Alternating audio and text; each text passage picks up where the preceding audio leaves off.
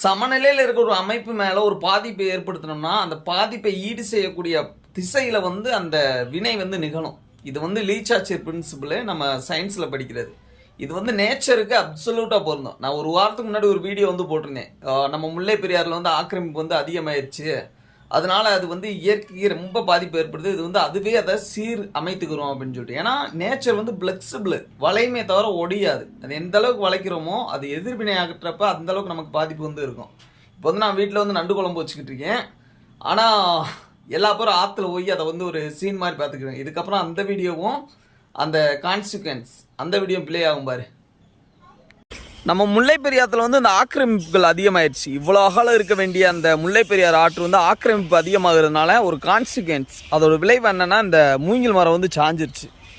பார்த்தோம்னா தெரியும், இது ரொம்ப ஒரு 50 வருஷமாவது பழமை ஆய்ந்ததாக இருக்கும். தூரோடு சாஞ்சிச்சு. இந்த மண்ணெரிப்பை காப்பாற்றுறதுல முக்கிய பங்கு வகிக்கிறது இந்த சல்லிவேர் தொகுப்பு இருக்க இந்த மூங்கில் மரங்களே.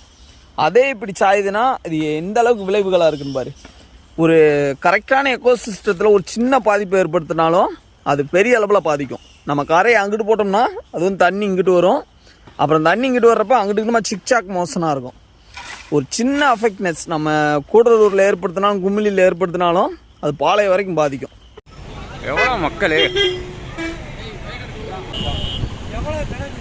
கோயிலில் ஒரு கோயிலில் தண்ணியை போயிரு.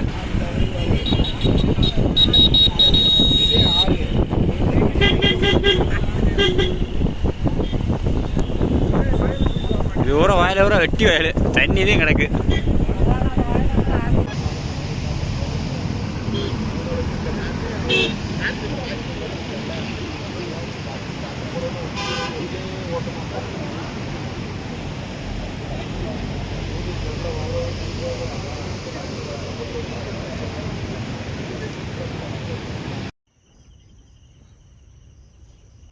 எப்படி படுத்து கிடக்கணும் ஒரு மழை வந்ததுனால.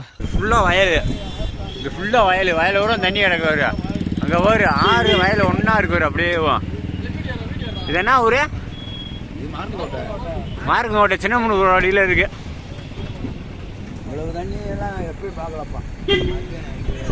சரியான தண்ணியாப்பா.